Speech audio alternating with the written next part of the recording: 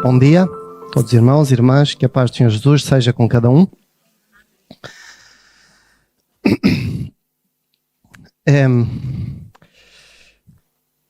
Confesso que aquilo que vou fazer hoje, a palavra que vou trazer hoje, é alguma coisa que já estou a querer trazer, eu diria talvez de há uns 2 anos para cá. E que sempre que tenha havido alguma oportunidade de, como agora, trazer uma palavra, eu começava um pouco a trabalhar nisto e, de alguma forma, na altura sentia que Deus me encaminhava para outras coisas, ou às vezes até o tema da pregação já estava pré-definido. Mas hoje, se Deus assim o permitir, terei essa oportunidade. E o tema que vamos falar, ou o título da pregação, chama-se O Preço do Meu Pecado. É baseado num livro o qual muitas vezes nós desprezamos. Há livros na Bíblia que nós tendemos a dar mais, tendemos a ter mais interesse, damos mais estudo, são livros que nos cativam de alguma forma mais. São livros que, seja pelo seu conteúdo, pela forma como são escritos, ou porque nos tocam de alguma forma diferente, nós investimos mais neles. E depois há outros que nós quase desprezamos. E eu atrevo-me a dizer que o livro no qual se baseia a mensagem desta manhã é um desses livros. Talvez um dos livros mais desprezados pelos cristãos. É o livro de Levítico. E eu quero convidar os irmãos a abrirem comigo, então, no livro de Levítico. Curiosamente, o livro de Levítico é um livro em que Deus fala. É um livro em que Deus fala literalmente.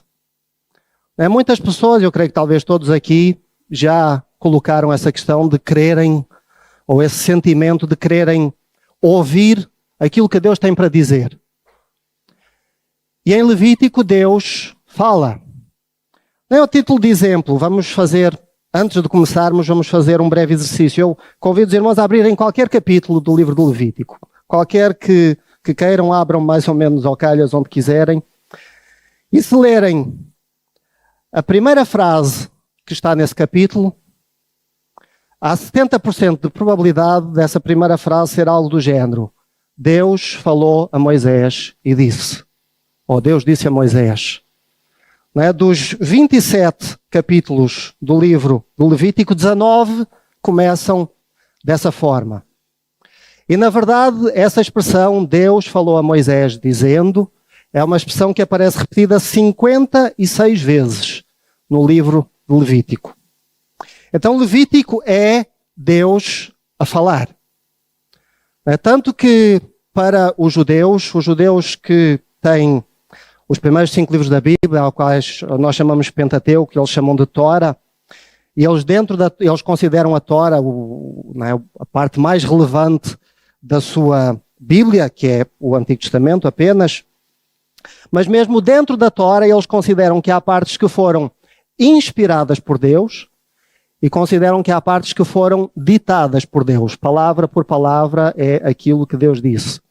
E quase todo o livro de Levítico está nesta segunda categoria. O livro de Levítico também é um livro muito importante por outro motivo. Qualquer manual, ou pelo menos qualquer bom manual de introdução ao Antigo Testamento, deve procurar sempre responder a uma pergunta fundamental para entender o Antigo Testamento. E essa pergunta é: de acordo com o Antigo Testamento, como é que alguém se salva? Porque nós sabemos, de acordo com o Novo Testamento, é através de Cristo. Mas e de acordo com o Antigo Testamento, como é que alguém se salva? Curiosamente, a resposta é mais simples do que nós pensamos. Ela salva-se exatamente da mesma forma que no Novo Testamento. Salva-se por estar num relacionamento de aliança com Deus. Aquilo que muda é a forma como essa aliança está definida no Antigo e no Novo Testamento. Mas o livro do Levítico é um livro que estabelece os parâmetros dessa aliança para o povo de Israel no Novo Testamento. Por isso ele é no Antigo Testamento, neste caso, não é? Por isso é um livro fundamental para nós compreendermos não apenas o Antigo Testamento, mas também o Novo Testamento. E particularmente o significado do sacrifício de Cristo. E com base nisso, não há talvez capítulo mais relevante para nós compreendermos isso do que o capítulo 16 do livro do Levítico. Agora sim eu convido os irmãos a abrirem então Levítico capítulo 16. Curiosamente nós vamos começar a ler pelo fim, porque os últimos versículos fazem uma espécie de um resumo daquilo que está em todo o capítulo. Portanto, vamos começar a ler a partir do versículo número 29. Levítico 16, do 29 ao 34. Diz assim: Isto vos será por estatuto perpétuo, no 7º mês, aos 10 dias do mês. Afligireis a vossa alma, e nenhuma obra fareis, nem o natural, nem o estrangeiro, que peregrina entre vós. Porque naquele dia se fará expiação por vós, para purificar-vos, e sereis purificados de todos os vossos pecados perante o Senhor. É sábado de descanso solene para vós outros, e afligireis a vossa alma, é estatuto perpétuo. Quem for ungido e consagrado para oficiar como sacerdote no lugar de seu pai, fará a expiação, havendo posto as vestes de linho, as vestes santas. Fará a expiação pelo santuário, pela tenda da congregação e pelo altar. Também fará pelos sacerdotes e por todo o povo da congregação. Isto vos será por estatuto perpétuo, para fazer a expiação uma vez por ano pelos filhos de Israel, por causa dos seus pecados. E fez Arão como o Senhor ordenara a Moisés. Vamos orar? Senhor Jesus, Deus Pai, Espírito Santo, nós te agradecemos pela tua presença neste lugar e porque o teu Espírito que inspirou a tua palavra está aqui presente também para abrir os nossos corações, os nossos entendimentos, para podermos compreender e, acima de tudo, para podermos aplicar aos nossos corações. É isso que oramos, ó Deus, que a tua palavra não fique apenas, ó Deus, na nossa compreensão, mas que ela entre bem fundo, que ela penetre, ó Deus, bem fundo nas nossas vidas, no nosso espírito, na nossa alma, para que ela possa produzir o fruto conforme a tua vontade. Assim nós oramos, no nome de Jesus Cristo. Amém. Este capítulo 16 do Levítico, descreve um dos 3 rituais mais importantes do calendário judaico. Os outros 2 eram a Páscoa e a festa dos tabernáculos. Ao contrário dos outros rituais, este era um festival solene. Era um dia, como diz aí no texto, para afligir a alma. Enquanto que nos outros festivais havia celebração, música, danças, alegria, este dia era um dia de tristeza, de contemplação, de meditação.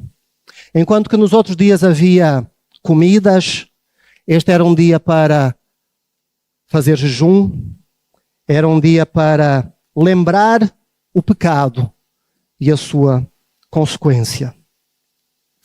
O que estava por detrás de todo este dia, deste ritual que nós vamos ver, era a noção de que o pecado é alguma coisa que é tão danosa e tão contaminante. É como uma doença que é contagiosa e que é capaz de tornar impuro até o mais santo dos lugares, como era, no caso, o tabernáculo ou o templo.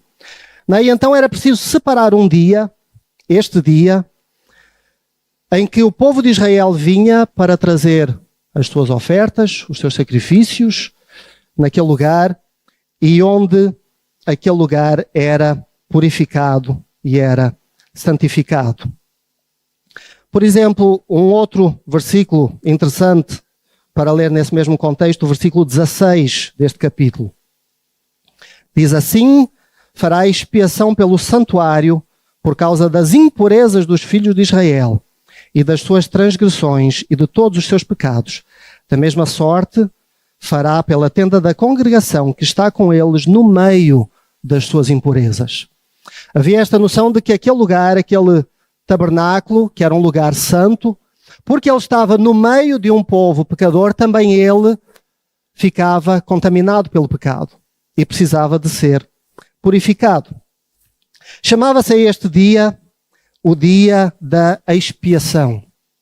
Porventura, aí no cabeçalho das vossas Bíblias, no início do capítulo 16, deverá ter isso, o dia da expiação. No hebraico chamado Yom Kippur. Yom, dia, e Kippur, que é traduzido no português por expiação, mas talvez essa não seja a melhor forma de traduzir. Literalmente, talvez queira dizer mais algo como cobertura. Era um dia para cobrir alguma coisa. Ainda hoje, se os irmãos têm conhecimento no judaísmo moderno, os homens usam um chapeuzinho sobre as suas cabeças, um chapeuzinho redondo, ao qual eles chamam de kippah. E esse kippah literalmente significa cobrir, porque eles consideram que eles têm Deus acima e que eles devem estar cobertos por Deus. E o significado, em parte, desse kippah provém também da essência deste dia, que no português é traduzido por expiar ou expiação, tem mais o significado talvez de remover, de retirar alguma coisa, mas o significado original desta palavra Kippur tem a ver com cobrir.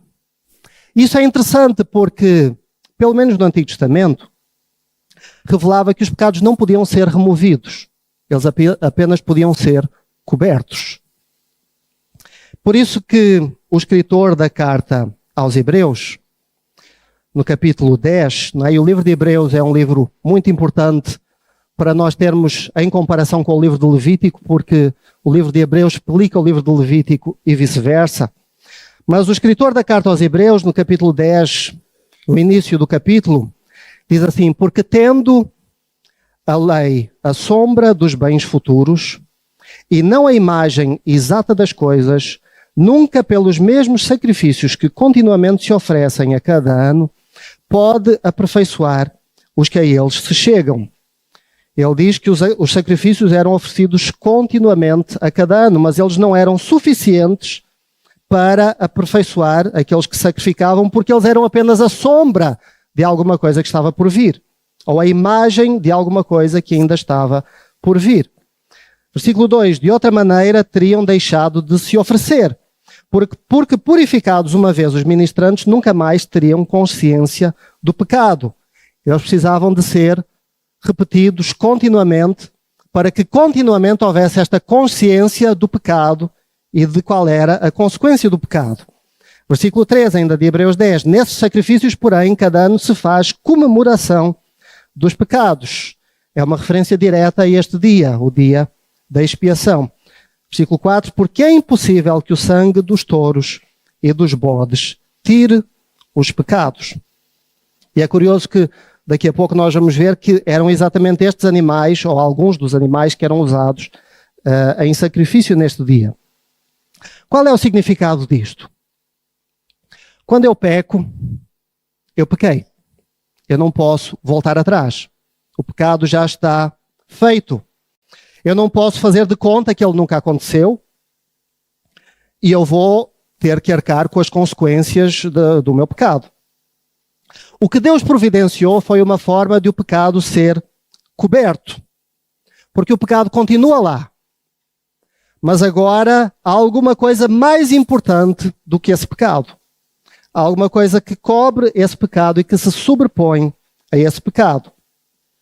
No Novo Testamento nós sabemos o que é. É o sacrifício de Cristo. Na cruz do Calvário é o que se sobrepõe e o que cobre o pecado. No Antigo Testamento era o sacrifício de animais que apontavam para o sacrifício de Cristo. Mas, nomeadamente, o que acontecia neste dia, e quase tudo aquilo que acontecia neste dia, se não tudo aquilo que acontecia neste dia, de alguma forma aponta para Cristo, era como diz na carta aos Hebreus, uma sombra daquilo que estava por vir. Era uma sombra do sacrifício de Cristo, esse sim, o sacrifício último e verdadeiro. Como disse João, ele é o Cordeiro de Deus que tira o pecado do mundo, não que cobre, mas que tira o pecado do mundo. Vamos agora para o início do capítulo 16. Vamos ler os primeiros 2 versículos. E vamos começar a ver um pouco aquilo que acontecia neste dia. E a minha intenção é comparar isso com o sacrifício de Cristo e ver como tudo isso aponta para Cristo. Então, versículos 1 e 2 de Levítico 16 diz: Falou o Senhor a Moisés, depois que morreram os 2 filhos de Arão, tendo chegado aqueles perante o Senhor. Então disse o Senhor a Moisés: Dize a Arão, teu irmão, que não entre no santuário em todo o tempo, para dentro do véu, dentro do propiciatório que está sobre a arca, para que não morra, porque aparecerei na nuvem sobre o propiciatório. A primeira coisa que nós precisamos retirar destes versículos é que a aproximação a Deus é limitada. Ela não pode ser feita de qualquer forma, em qualquer momento ou em qualquer lugar. É o próprio Deus que define como essa aproximação deve acontecer, e tudo aquilo que saia desses parâmetros, pelo menos neste contexto, o resultado imediato era a morte. O contexto disto menciona aí no primeiro versículo os 2 filhos de Arão. Não precisam de abrir, mas se quiserem, por curiosidade, depois ver em casa, no capítulo 10 de Levítico descreve este episódio. Os 2 filhos de Arão, chamados Nadab e Abiú, eles tinham morrido porque eles tinham trazido fogo estranho ao altar. O que era esse fogo estranho? Havia no perímetro do tabernáculo, havia um incensário onde ardia um fogo continuamente. E era desse lugar que deveriam ser tiradas as brasas, que depois eram levadas para dentro do tabernáculo e que eram usadas também com incenso para produzir aquele fumo que deveria existir continuamente dentro do lugar chamado Santo dos Santos, e que já vamos ver daqui a pouco. O que acontece é que eles muito provavelmente teriam trazido, talvez por facilitismo ou qualquer outra coisa, mas eles tinham trazido o fogo de outro lugar, não daquele que estava determinado. E o que aconteceu é que eles entraram no santuário, imediatamente eles morreram.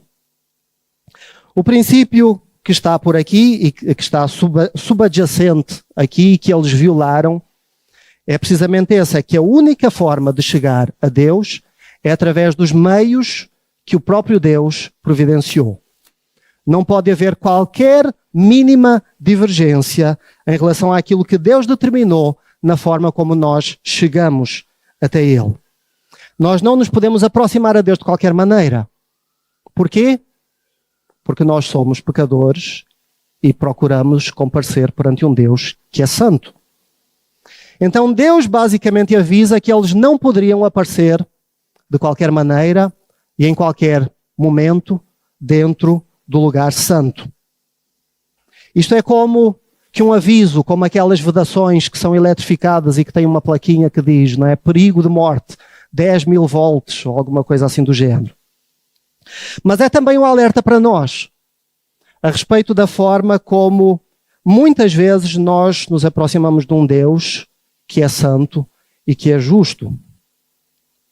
Desde o início da Bíblia, desde o início do livro de Gênesis, Deus deixa claro que a aproximação de seres humanos pecadores a um Deus santo não é possível. Pura e simplesmente não é possível. A não ser que o próprio Deus o permita. E o permita debaixo de certas determinações que o próprio Deus coloca e determina. Como cristãos, nós sabemos que isto é possível através de Cristo.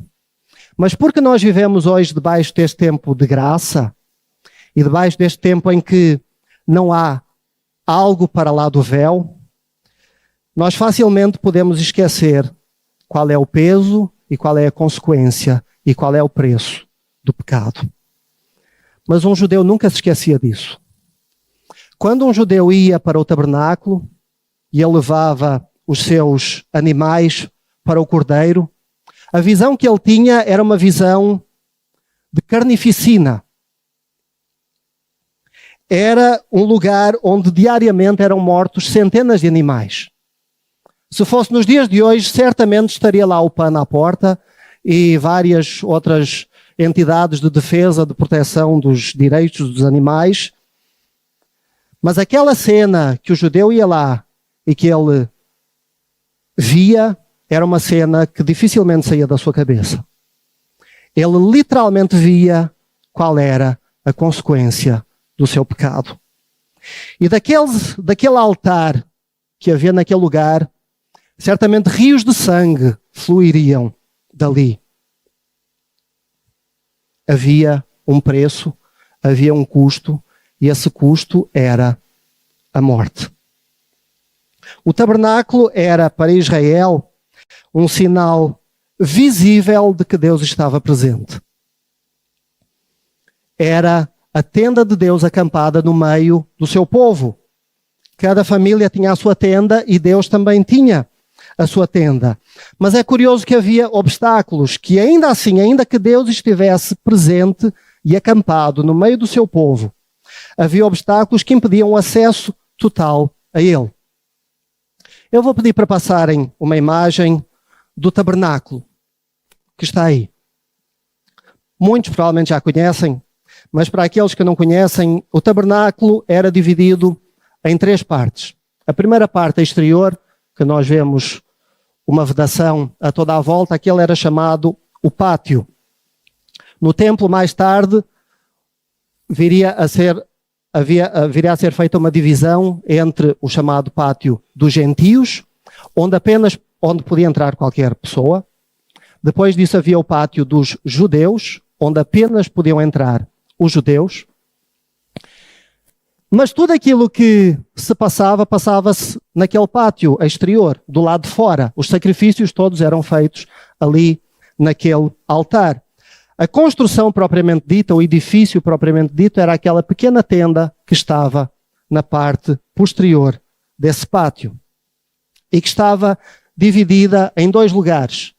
No primeiro lugar, o chamado lugar santo, não podia entrar qualquer judeu. O judeu entrava no pátio e ficava ali. Naquele lugar, o lugar santo, só podiam entrar os sacerdotes. Depois havia um véu, e para lá do véu era chamado o lugar santo dos santos.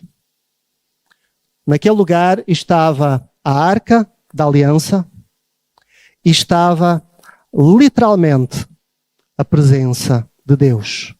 Aquilo que no hebraico a palavra Shekinah, a presença gloriosa de Deus, literalmente estava ali sobre o tabernáculo. Era naquele lugar que os sacerdotes não podiam entrar em qualquer altura, em qualquer momento. Apenas o sumo sacerdote, uma vez por ano, neste dia, no dia da expiação.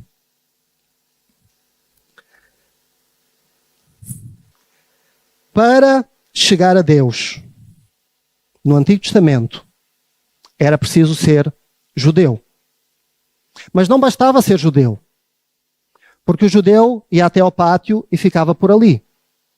Para se aproximar um pouco mais de Deus, era preciso ser da tribo de Levi, porque só os da tribo de Levi podiam ser sacerdotes. Mas mesmo assim não era suficiente para chegar até onde Deus estava. Porque para chegar onde Deus estava, era preciso ser da descendência de Arão, e isso também não chegava. Era preciso ser o filho primogênito da linhagem de Arão. Esse era o sumo sacerdote. E esse homem, apenas um, o sortudo, não podia chegar até Deus quando ele quisesse. Ele só podia chegar até Deus uma vez por ano, depois de um ritual de purificação extenso e demorado. Ele entrava naquele lugar por breves minutos um lugar cheio de fumo em que ele não via um palmo à frente do nariz para que não morresse. E ele saía uma vez por ano, porque era um Deus santo no meio de um povo pecador. A ideia de tudo isto é mostrar que o acesso a Deus não é fácil. Na verdade, é praticamente impossível. E o próprio Jesus afirmou isso mesmo. Ele disse lá em Mateus capítulo 7, estreita é a porta e apertado o caminho, e poucos são os que a encontram. Vamos continuar a ler, versículos 3 até 6, agora.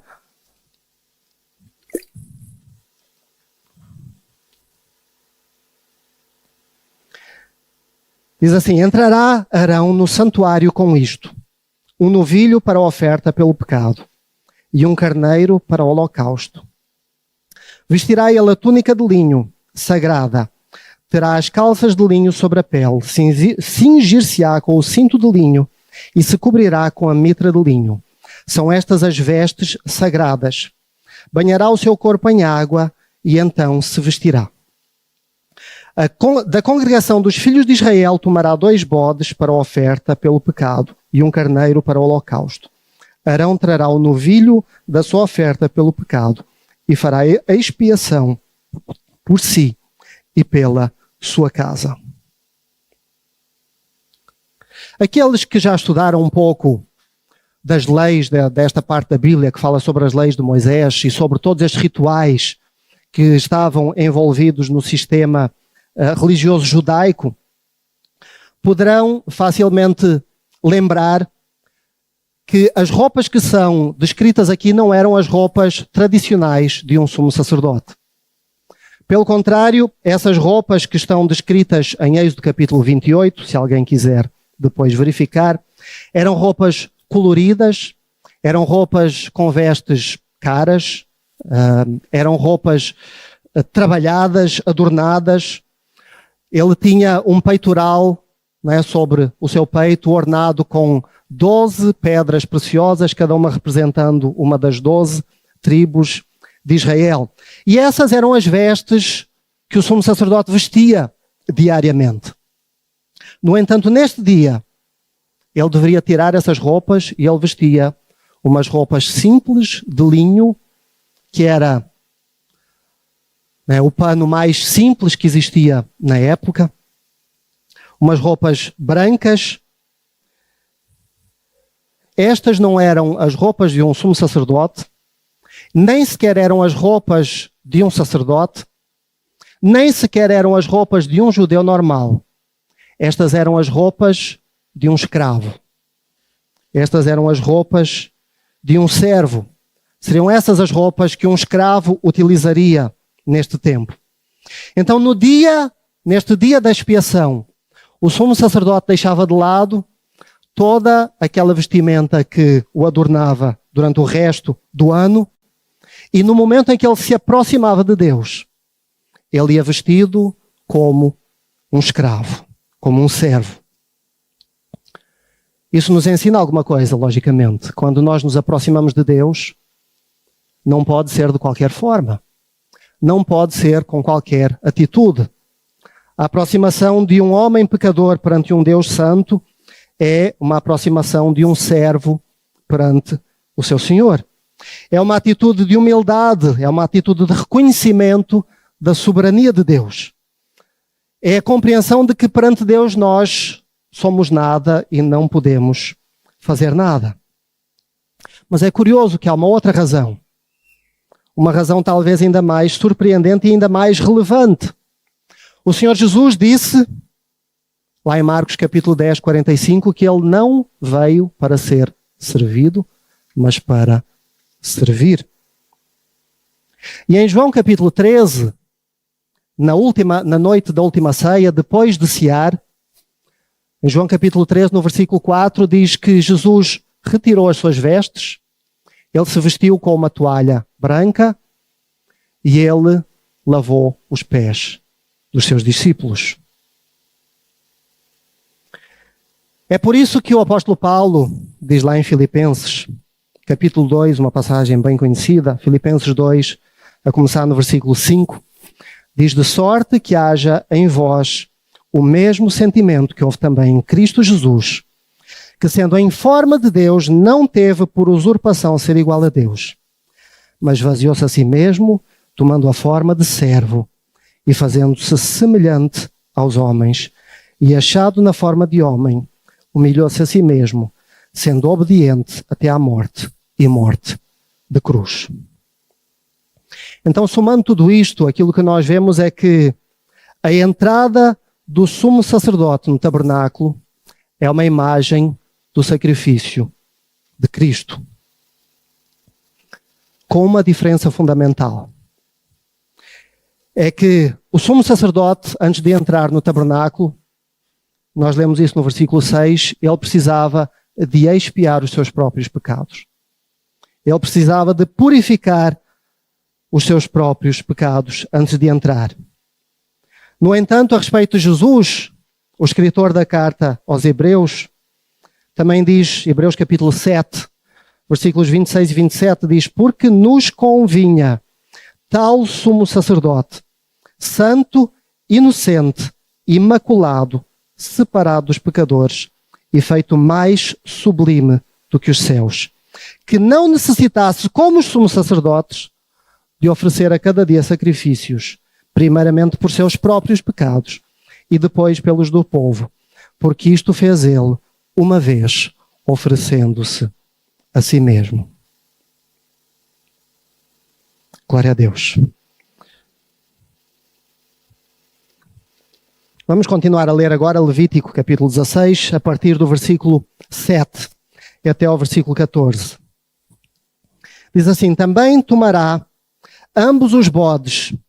Estes bodes, nós já vamos, prestem bem atenção o que acontece com eles, nós vamos falar sobre eles daqui a pouco.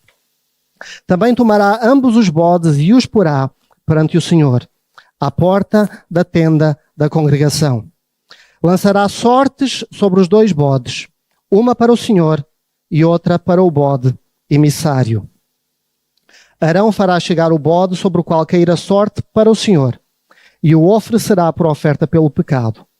Mas o bode sobre que cair a sorte para o bode emissário será apresentado vivo perante o Senhor, para fazer a expiação por meio dele e enviá-lo ao deserto como bode emissário. Arão fará chegar o novilho da sua oferta pelo pecado e fará a expiação por si e pela sua casa, e molerá o novilho da sua oferta pelo pecado. Tomará também de sobre o altar o incensário cheio de brasas de fogo diante do Senhor, e 2 punhados de incenso aromático bem moído, e o trará para dentro do véu. Porá o incenso sobre o fogo perante o Senhor, para que a nuvem do incenso cubra o propiciatório que está sobre o testemunho, para que não morra.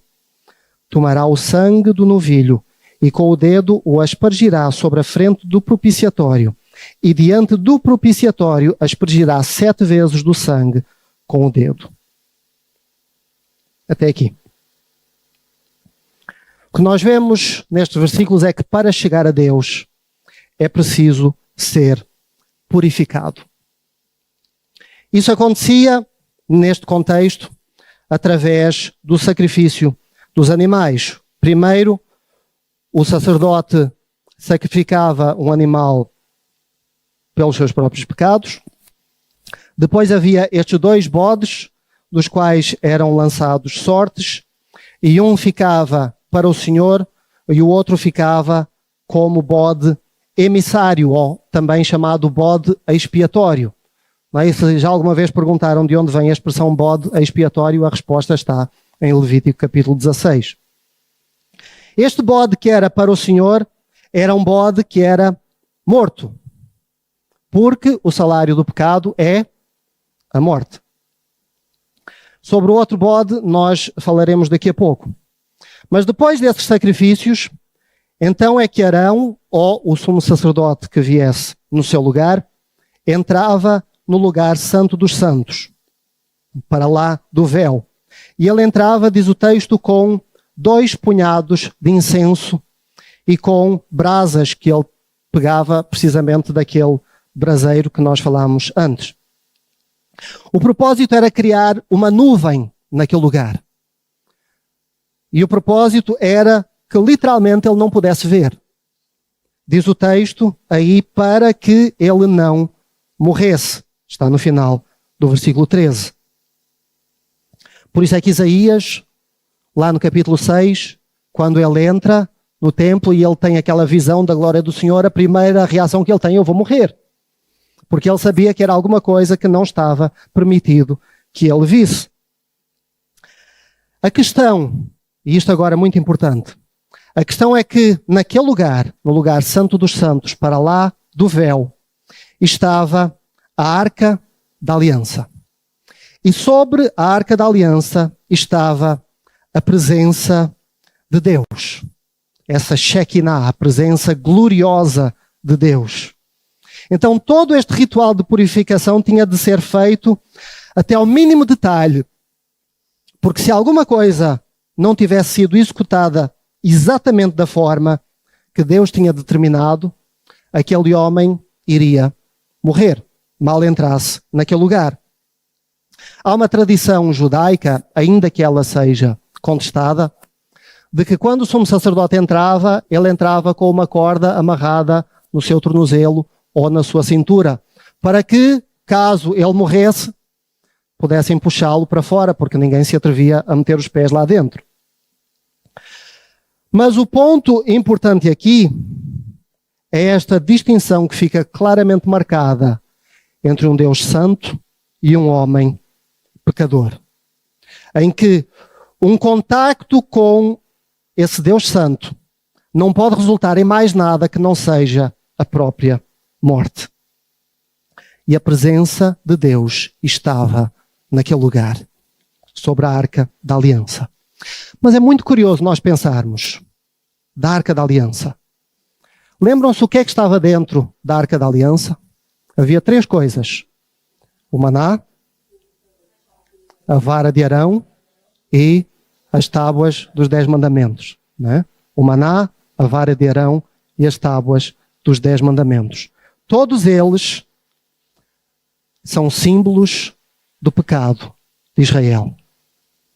O maná é o símbolo da murmuração de Israel. Queremos voltar ao Egito. Temos saudades dos melões do Egito. Não temos nada para comer. Por causa disso, Deus deu o maná. O maná era símbolo da murmuração de Israel. A vara de Arão era símbolo da rebelião de Israel. Isso está lá esse episódio está em Números capítulo 17. Houve 3 homens chamados Corá, Datão e Abirão que se rebelaram contra Arão e que questionaram porque é que Arão é que deve ser o sumo sacerdote. E então, em resultado, Deus mandou que colocassem as varas de cada um deles e foi a vara de Arão que floresceu. E essa vara estava dentro da arca. Então a vara de Arão era um símbolo da rebelião de Israel. E os 10 mandamentos. Ainda nem Moisés tinha descido do monte e já no arraial se adorava um bezerro de ouro. Os mandamentos são uma marca do pecado de Israel. E essas 3 marcas do pecado de Israel estavam onde? Dentro da arca, no lugar santo dos santos, onde estava um Deus santo. É curioso isso. Que o Deus santo que não pode se aproximar do pecado. No entanto, as marcas do pecado estavam ali dentro, naquele lugar. Por quê? Por que isso? É que por cima da arca havia o quê? Uma tampa. Uma tampa. E o que é que uma tampa faz? Uma tampa cobre. E este é o dia de cobrir. A tampa cobre. Essa tampa era chamada de propiciatório. A palavra propiciatório ou propiciação refere-se a uma atitude de reconciliação perante uma entidade ou perante alguém o qual nós, de alguma forma, contra quem nós pecamos ou contra quem ou que nós ofendemos. E a propiciação refere-se a isso. Mas é interessante que Deus estava naquele lugar sobre aquela tampa, e quando ele olhava para baixo, ele não via as marcas do pecado de Israel. Por quê? Porque elas estavam cobertas pela tampa. E sobre essa tampa, o que é que o sacerdote, quando entrava no santuário, deveria fazer? Ele deveria aspergir o sangue do cordeiro que tinha sido sacrificado. Então, literalmente, Deus estava sobre o pecado de Israel, mas ele olhava para baixo e o pecado de Israel estava coberto por uma tampa cheia de sangue. Essa é a imagem que nós retiramos do dia da expiação. É curioso que no português esta palavra propiciação é uma palavra que provém do latim, propitiare, mas a palavra no original, a palavra no hebraico, que é a palavra kaporet, literalmente significa um lugar de misericórdia, ou uma barreira de misericórdia, alguma coisa assim. O sentido é um pouco difícil de traduzir literalmente. Mas então, literalmente, entre o pecado de Israel e o Deus Santo, existia pelo meio um lugar de misericórdia. Tudo isto reflete Cristo. É por isso que João, 1 João capítulo 4, versículo 10, diz: nisto está o amor, não em que nós tenhamos amado a Deus, mas em que Ele nos amou a nós e enviou o seu Filho para propiciação dos nossos pecados. Quando Deus olha para nós, Ele não vê o nosso pecado. Porque entre o nosso pecado e Deus há um lugar de misericórdia. E esse lugar de misericórdia está coberto com a cruz de Cristo e com o sangue de Cristo. A última coisa que eu gostaria de ver, não temos tempo de ver o capítulo inteiro, vamos pular agora para os versículos 20 e 22. Levítico 16, versículos 20 até 22. Diz assim: havendo, pois, acabado de fazer a expiação pelo santuário, pela tenda da congregação e pelo altar, então farás chegar o bode vivo. Lembram-se? O bode que sobrava vai aparecer aqui. Arão porá ambas as mãos sobre a cabeça do bode vivo, e sobre ele confessará todas as iniquidades dos filhos de Israel, todas as suas transgressões e todos os seus pecados, e os porá sobre a cabeça do bode, e enviá-lo-á ao deserto, pela mão de um homem à disposição para isso. Assim aquele bode levará sobre si todas as iniquidades deles para a terra solitária, e o homem soltará o bode no deserto. Então, nós temos estes dois bodes. O primeiro bode, nós já vimos, ele era morto. O outro ficava vivo. E era, então, este bode expiatório. Era aquele que levava as culpas. O que é que isso significa? Novamente, é uma imagem da obra de Cristo. O primeiro bode era morto porque, já falámos, o salário do pecado é a morte. O outro era libertado no deserto, mas antes disso, o sumo sacerdote impunha as duas mãos sobre a cabeça daquele bode e confessava, diz aí, todas as iniquidades dos filhos de Israel. Já imaginaram? Todas as iniquidades de um povo inteiro durante um ano eram confessadas naquele momento. Deveria demorar algum tempo. É incerto como é que ele fazia isso. Com certeza que, como sumo sacerdote, ele sabia, porque ao longo do ano o povo tinha vindo até ele com os vários sacrifícios, e havia os sacrifícios que estavam determinados por cada tipo de pecado. Eu não sei se ele fazia, talvez, se ia fazendo alguma lista, de todos aqueles pecados que ao longo do ano iam sendo trazidos e eram sacrificados animais por causa deles, e ali naquele momento ele puxava da lista e falava tudo. O que é verdade é que ao longo do tempo as várias escolas rabínicas do judaísmo foram sumarizando os vários tipos de pecado e chegaram a uma lista que incluía 44 categorias diferentes de pecado. E naquele momento, pelo menos ao longo do tempo, o sumo sacerdote puxava dessa lista e tinha que indicar todos os pecados que estavam naquela lista, porque podia inclusivamente haver algum que porventura algum dos filhos de Israel não tivesse trazido o sacrifício. Então naquele momento eles tinham que lembrar tudo. Era com certeza uma coisa para durar algumas horas. Creio que porventura a meio aquele bode talvez já quisesse ter trocado lugar com o outro. É possível. Mas este bode, depois disso, então, era liberto no deserto, num lugar chamado Azazel. Pode inclusivamente haver algumas traduções que especifiquem esse lugar, em vez de dizer deserto, tenham a palavra Azazel. A ideia é que este bode era encaminhado numa certa direção e ele caminhava nessa direção até ele sair de vista. E depois havia uma corrente que era feita por várias pessoas, por vários homens, até o último que soltava o bode e que ficava a ver o bode a caminhar numa direção. E quando esse bode já caminhava tanto que ele perdia de vista, ele gritava para o que estava atrás, ele já não vejo. E esse gritava outra vez, e assim sucessivamente, até que a notícia chegava ao tabernáculo ou ao templo. E nesse momento em que a notícia chegava que aquele bode que levava as culpas do pecado já não podia ser visto, esse era o único momento do dia em que havia celebração.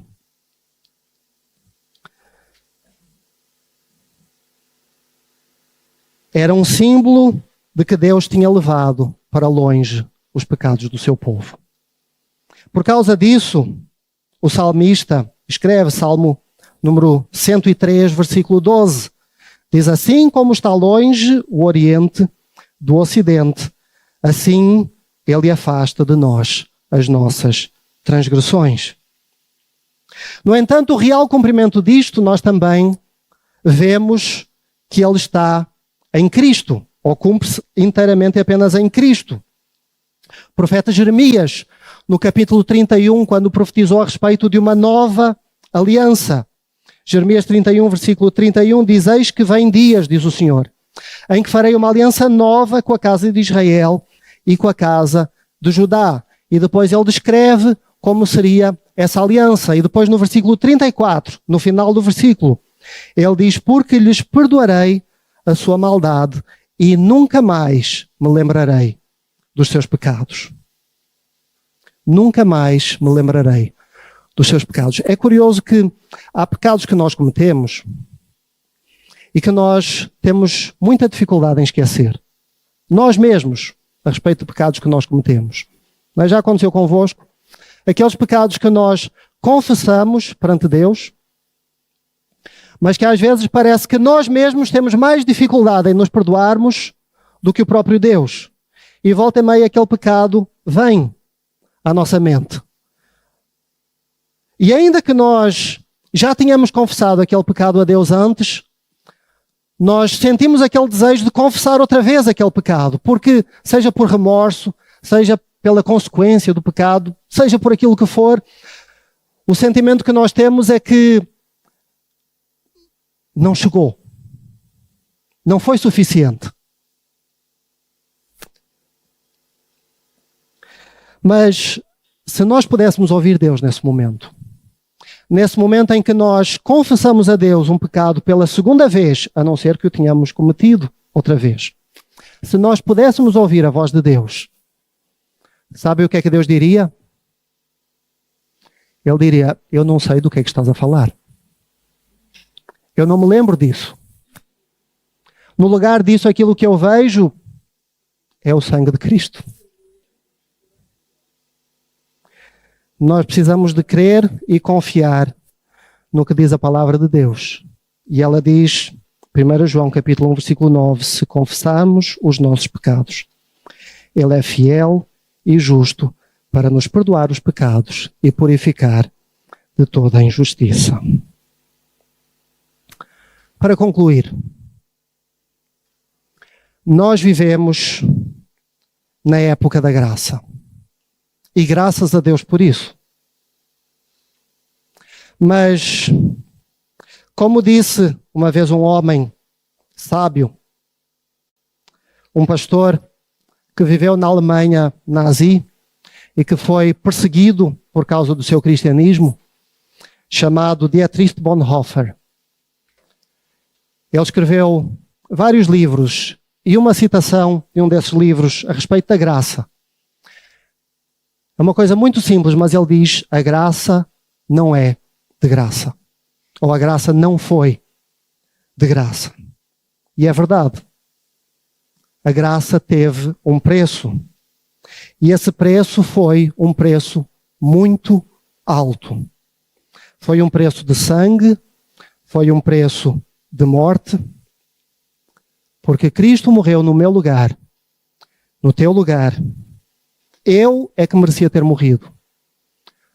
Não eram os bodes, não eram as ovelhas e muito menos Cristo. Eu é que merecia ter morrido. Mas essa é a graça e o amor e a misericórdia de Deus. E o Deus do Antigo Testamento, ainda que muitas vezes nós pensemos o contrário, o Deus do Antigo Testamento não é diferente do Deus do Novo Testamento. É o mesmo Deus. É um Deus que continua a ser santo. É um Deus cujos nossos pecados continuam a fazer separação dele, porque ele é um Deus santo. E a única coisa que hoje nos permite ter comunhão com esse Deus santo foi aquilo que Jesus fez na cruz do Calvário. Quando ele disse: está consumado. E nesse momento o véu do templo se rasgou. E nesse momento tudo aquilo que nos impedia de ter acesso a Deus não desapareceu, continua lá. Mas está coberto pelo sangue de Cristo. Foi levado para longe de nós, assim como o Oriente está longe do Ocidente. Deus é o mesmo, mas está consumado. O nosso pecado continua a ofender a santidade de Deus e continua a separar-nos da sua presença, mas o véu foi rasgado. E o acesso a Deus continua a ser por um caminho estreito e por uma porta apertada. Mas essa Shekinah, essa presença gloriosa de Deus, que antes era acessível a apenas um homem, uma vez por ano, por escassos minutos, essa presença gloriosa de Deus hoje habita em nós. Que a cada dia nos possamos lembrar do preço do nosso pecado e daquilo que Jesus fez por nós. Amém.